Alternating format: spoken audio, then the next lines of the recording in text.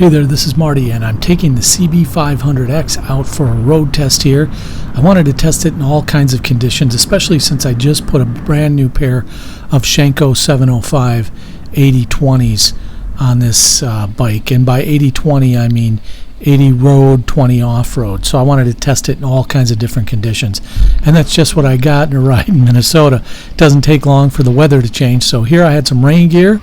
That's the cheap stuff from the big box hardware. You can see this corner here, I take a little sharp and a little fast. I didn't dump the bike, but it gave me a good feel for how these Shinko 705's would work. It dried up pretty quickly after that. Rain, you can still see it's a little bit cloudy as we head into a place called Hastings, Minnesota. Hastings is a historical river town and just a really great place to visit. It's a short ride from the Twin Cities metropolitan area, so no problem getting there for us on the bikes.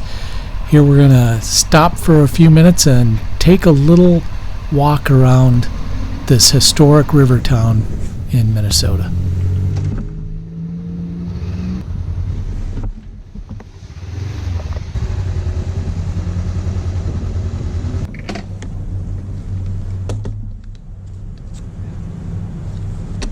Rain, or you're just getting ready? From which direction? In the north?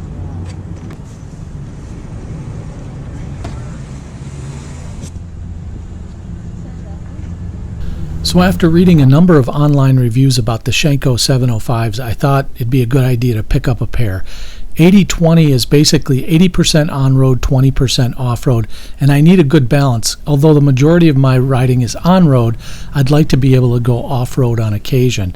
I think I picked these tires up for about $120 each, maybe a little bit more for the rear tire. A few words about Hastings, Minnesota before I get back to the bike review. Hastings, Minnesota is one of the older river towns in Minnesota. It's situated on the Mississippi and the Vermilion River. Lots of water sports, activities to do there, lots to explore and see in this town, including lots of little antique shops, and sort of reinvented itself like a lot of towns have in the 21st century, moving away from industry and more towards things like tourism and other types of activities. But you can see the waterfall level in 1965 reached that line. Wow. Here's a quick walk along one side of the of Hastings Main Street, of its older Main Street. Obviously Hastings has outgrown this part of town, but there's lots to look at and see, and I popped into one little antique shop for a little look around.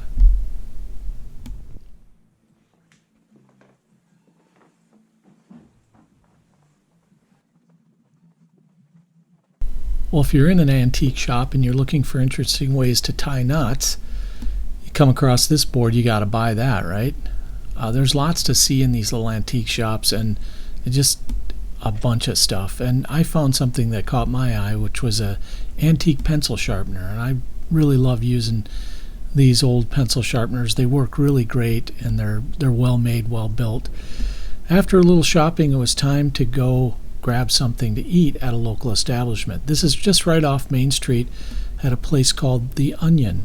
And the menu's pretty straightforward, pretty simple. Sandwiches, burgers, that kind of fare. But just a great place to go and sit down and have a meal with my wife.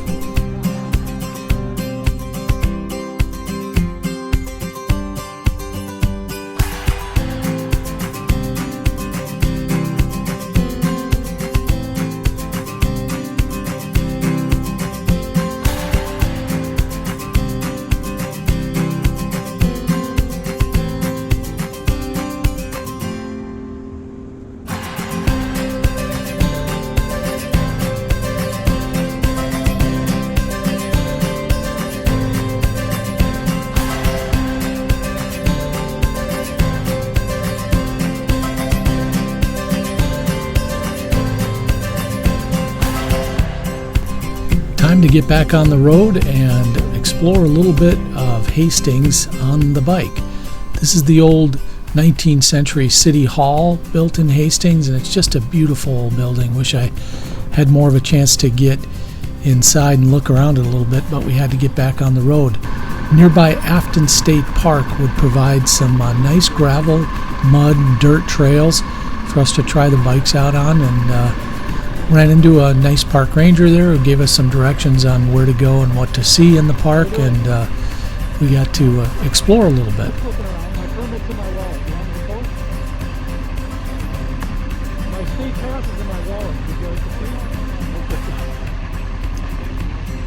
Do you have like individual campsites here? So far the CB500 has held up great no matter what I've taken it through. I mean, I know tires make a difference, but the bike itself runs so smooth you could set like a dime on top of the engine, run all day and get home and the dime would probably still be there. That's how quiet and smooth and efficient this engine is. I get about 66, maybe 50 to 60 miles to the gallon on the bike, depends on what kind of riding I'm doing. But you can see off-road riding, sand, gravel, no problem at all. I've even had this bike out on snowy ground as well.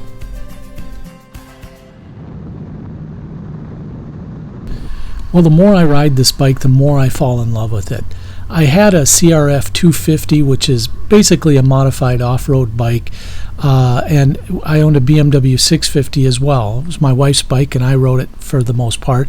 And it's night and day difference in this bike. Not only is this bike easier to maintain, less bulky, just handles better, it is also about half the price when it gets right down to it. So for under $6,000, you can get a bike like this. If you're willing to get one a year old that's brand new, you can probably get in the sub 6,000 range. It performs well on any kind of terrain. It's great as a touring bike as well, and that's what I love about these Hondas. It's just the rock solid versatility of these bikes, and just to go anywhere feeling you get when you get on a Honda. You can depend on the bike, and you know, if you have to work on it, it's pretty darn easy, and everybody knows how to work on a Honda motorcycle. The engines are bulletproof, and it's just a wonderful ride. So for me, you know, I've had Yamahas, I've had BMWs, I've ridden a Harley. I think this Honda, for the money and for what it does, and don't get me wrong, it doesn't do everything perfectly, but it does everything very, very well. I love this Honda motorcycle, and yeah, we'll see where I am in about a year from now. But, well, so long for now. This has been Marty from Motorbike Traveler. Thanks for tuning in. Bye-bye.